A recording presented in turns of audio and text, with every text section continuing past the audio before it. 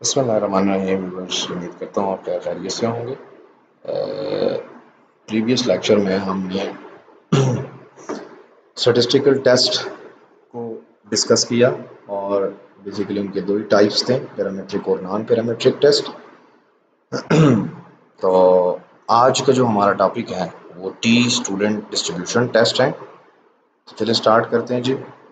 T student distribution test आपके पास test hypothesis about mu when the population standard deviation is unknown and the sample size can be small less than 30। यानी T test जो है उसको कब use किया जाता है टेस्ट हाइपोथेसिस म्यू के लिए, पॉपुलेशन का मीन जो है, जब आपके पास स्टैंडर्ड डिविएशन अननोन हो और सैंपल का साइज आपको लेस देन 30 हो। यानी सैंपल का साइज जब लेस देन 30 होगा और आपके पास स्टैंडर्ड डिविएशन जो है पॉपुलेशन का स्टैंडर्ड डिविएशन वो अननोन हो, तो फिर आप क्या करते हैं जी, फिर आप सैंपल के बेस के ऊपर पॉपुलेशन के लिए कंपेयर कर रहे होते हैं। तो फिर वहाँ पे हम टी टेस्ट लगाते हैं। The distribution is symmetrical, bell shape curve and similar to the normal but more spread out. ठीक है, तो सिमिलर नहीं है, तो एक नॉर्मेलिटी है, लेकिन ये है कि अब यहाँ पे देखिए डिस्ट्रीब्यूशन इज सिमेट्रिकल, तो अगर सिमेट्रिकल है तो ये नहीं नॉर्मल है, बेल शेप्ड का कर्व होगा। तो हमने कहा था कि ये आपके पास क्या है, वो एजम्पशन है जो पूरा कर रहा है। नॉर्मेलिटी आपके पास एजम्पशन है, इंडिपेंडेंस है और होमोजेनिटी है।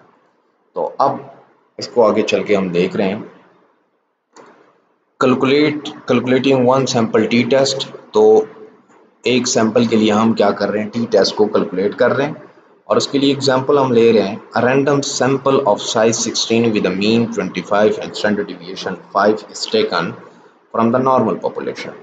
याद रखें नॉर्मल पॉपुलेशन से लिया गया है। Test at the 5% level of significance, LOS level of significance, that कि जो आपका नल हाइपोथेसिस है म्यू इज इक्वल टू 22 और आपका जो अल्टरनेटिव हाइपोथेसिस है HA वो म्यू नॉट इक्वल टू 22। तो there these are the hypothesis. First जो है आपके पास नल हाइपोथेसिस है, सेकंड आपके पास अल्टरनेटिव हाइपोथेसिस है। तो स्टेप बाय स्टेप जो टेस्टिंग ऑफ हाइपोथेसिस का था हमारा, स्टेप बाय स्टेप इसके ऊपर लगाएंगे और देखेंगे। तो सबसे पहले जी स्टेट कर रहे हैं हम आपके पास स्टेप 1, यानी स्टेट करो नल और अल्टरनेटिव हाइपोथेसिस को। तो नल हाइपोथेसिस के म्यू इज इक्वल टू 22 और अल्टरनेटिव है कि mu is not equal to 22। तो 5% लेवल ऑफ सिग्निफिकेंस के ऊपर देख रहे हैं, state the level of significance. तो लेवल ऑफ सिग्निफिकेंस हमें गिवन है अल्फा इज इक्वल टू 0.05 या 5%, जो कि लेवल ऑफ सिग्निफिकेंस है। स्टेप 3 हमारा क्या था कि हमने टेस्ट स्टेटिस्टिक लगाना है, यानी टेस्ट यहाँ पे हमने डिसाइड करना है।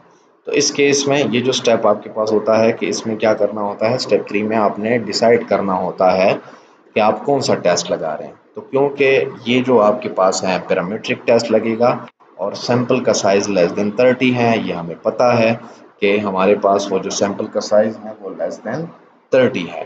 तो फिर हम क्या करेंगे, टी टेस्ट लगाएंगे। अब टी टेस्ट स्टेटिस्टिक यानी टी की वैल्यू आपके पास क्या होती है, X bar minus mu divided by S over under root N. यहाँ पे एक्स बार आपके पास क्या है, सैंपल का मीन है, म्यू आपके पास क्या है, पॉपुलेशन का मीन है, एस आपके पास क्या है, सैंपल का स्टैंडर्ड डिविएशन और एन आपके पास नंबर ऑफ ऑब्जर्वेशंस। तो ये सारी चीज़ें और साथ में जो टी अल्फा है वो बेसिकली आपके पास v is equal to n-1, जो कि डिग्री ऑफ फ्रीडम है। तो जो v है आपके पास ये डिग्री ऑफ फ्रीडम को शो कर रहा है, जो कि n-1 है। तो टी अल्फा की वैल्यू को हमने फिर टी की कैलकुलेटेड वैल्यू के साथ कंपेयर करना होता है। तो चले जी स्टार्ट कर रहे हैं अभी कैलकुलेशन हम। तो कैलकुलेशन या कंप्यूटेशन अब टेस्ट को देख रहे हैं। तो T test T is equal to X bar minus mu over S over under root N. तो x की वैल्यू हमारे पास 25 है, स्टैंडर्ड मीन हमें पता है स्टैंडर्ड, और पॉपुलेशन का मीन 22 है जो कि हमने जूम किया है नल हाइपोथेसिस को। s जो कि स्टैंडर्ड डिविएशन 5 है और n आपके पास 16 है, सैंपल का साइज 16 है। तो जब इसको कैलकुलेट किया तो 3/5/4 या 3/1.25 और फाइनल आपके पास जो है वो आया टी की कैलकुलेटेड वैल्यू। जब इसको कैलकुलेट किया तो 2.4 वैल्यू आई। अब टी की कैलकुलेटेड वैल्यू को हम क्या करेंगे, कंपेयर करेंगे टी की टेबुलेटेड वैल्यू के साथ। अब देखिएगा नेक्स्ट उसमें कि हमने अब सबसे पहले फाइंड द क्रिटिकल वैल्यू और द रीजन रिजेक्शन रीजन। अब उसके लिए हम क्या करेंगे कि for a critical value we find, सबसे पहले हम फाइंड करेंगे टी की अल्फ़ा की या टी की जो टेबुलेटेड वैल्यू है, वहाँ पे हमारे पास जो डिग्री ऑफ फ्रीडम है वो n-1 होगा and on the basis of its answer we see the critical value from the T distribution table. तो टी अल्फ़ा की वैल्यू से हम क्या कर सकते हैं, यानी टी अल्फ़ा वैल्यू क्या है, आपके पास क्रिटिकल वैल्यू है। वो क्रिटिकल वैल्यू आपको कहाँ से मिलेगी, टी की डिस्ट्रीब्यूशन टेबल से, टी की टेबुलेटेड वैल्यू जो आपके पास होगी। उसके लिए हम क्या करते हैं, कैलकुलेट कर रहे हैं। तो क्रिटिकल वैल्यू जो है वो कैसे डिफाइन हो रही है कि जो क्रिटिकल वैल्यू किसी भी टेस्ट की जो क्रिटिकल वैल्यू है टी की, वो alpha over 2 V is equal to 16-1, यानी अल्फा ओवर 2 का मतलब है कि आपके पास टू टेल्ड है, इस साइड टेल को भी देख रहे हैं और इस साइड टेल को भी देख रहे हैं। तो टू टेल यानी अल्फा, अल्फा आपके पास 5%, तो अल्फा ओवर 2 को जब हम अल्फा को जब 2 के ऊपर डिवाइड करेंगे तो 0.05 आ गया। तो इसका मतलब है कि 2.5% यहाँ पे और 2.5% यहाँ पे, और साथ में डिग्री ऑफ फ्रीडम n की वैल्यू 16 है -1। तो यहाँ पे अल्फ़ा की वैल्यू जो कि ऑलरेडी मेंशन है कि वो आपका लेवल ऑफ सिग्निफिकेंस है, तो वो 0.05 है। और डिवाइडेड बाय 2 क्यों किया है, डिवाइडेड बाय 2 इसलिए किया है कि हम क्या कर रहे हैं, हम इंटरेस्टेड हैं बोथ साइड के ऊपर, यानी दोनों टेल के ऊपर हम इंटरेस्टेड हैं, दोनों साइड के ऊपर। तो अगर इस साइड भी हम इंटरेस्टेड हैं और इस साइड भी हम इंटरेस्टेड हैं, मीन के राइट साइड और मीन के लेफ्ट साइड दोनों हम साइड को देख रहे हैं, तो वहाँ पे हम अल्फ़ा डिवाइडेड बाय 2 करते हैं। तो अल्फ़ा डिवाइडेड बाय 2 यहाँ पे और अल्फ़ा डिवाइडेड बाय 2 यहाँ पे। तो ये वाला जो पोर्शन है ये भी आपके पास 2.5% यहाँ पे, 2.5% यहाँ पे, टोटल 5% है। तो जब इसको कल डिवाइड किया तो 0.025 आया। अब आपके पास 0.025 प्रोबेबिलिटी ये है और 0.025 प्रोबेबिलिटी ये है। डिग्री ऑफ फ्रीडम 15 है।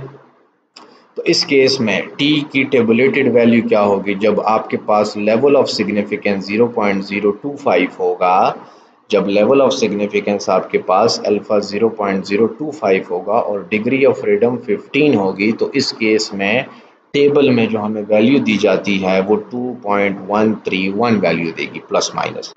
तो प्लस आपके इस साइड पे, माइनस आपके इस साइड पे। अब देखिएगा यहाँ पे 2.131 यानी 2.131 लेफ्ट साइड पे इधर आ रहा है और राइट साइड पे आपके पास 2.2 ये वाली 2.131 वैल्यू आपके पास राइट साइड पे इधर आ गई और लेफ्ट साइड पे ये आ गई। अब इससे इस साइड पे रीजन ऑफ रिजेक्शन इस, और इस -2.13 से इस साइड पे, यानी अगर हम इस साइड पे देखें तो रीजन ऑफ एक्सेप्टेंस और इस साइड पे देखें तो रीजन ऑफ रिजेक्शन। ये क्रिटिकल वैल्यू है, क्योंकि क्रिटिकल वैल्यू क्या करती हैं, सेपरेशन करती हैं रीजन ऑफ एक्सेप्टेंस और रीजन ऑफ रिजेक्शन को एक्सेप्ट। और यहाँ पे देखें कि अगर यहाँ से वैल्यू इधर आ गई तो रीजन ऑफ रिजेक्शन, और अगर यहाँ से वैल्यू इधर है तो ये रीजन ऑफ एक्सेप्टेंस। अब हम देखेंगे कि हमारी जो टी की कैलकुलेटेड वैल्यू जो हमने कैलकुलेट की है वो 2.4 है, लेकिन जो टी की टेबुलेटेड वैल्यू थ्योरेटिकल वैल्यू है वो 2.131 है। इसलिए जो 2.131 वैल्यू है वो तो इधर है, इस साइड पे है, यानी मीन के करीब है, और 2.4 वैल्यू जो है इस वैल्यू से बड़ी है। इसका मतलब है इस साइड पे आएगी और इधर भी इस साइड पे आएगी। इसका मतलब है दोनों साइडों पे रीजन ऑफ रिजेक्शन में फॉल कर रही है। तो अब फाइनल स्टेप कंक्लूजन की तरफ आ रहे हैं कि सिंस टी की कैलकुलेटेड वैल्यू हमारे पास 2.4 वैल्यू आ गई, falls in the region of rejection. तो जो 2.4 की वैल्यू है वो तो आपकी फॉल कर गई रीजन ऑफ, इधर रीजन ऑफ रिजेक्शन में।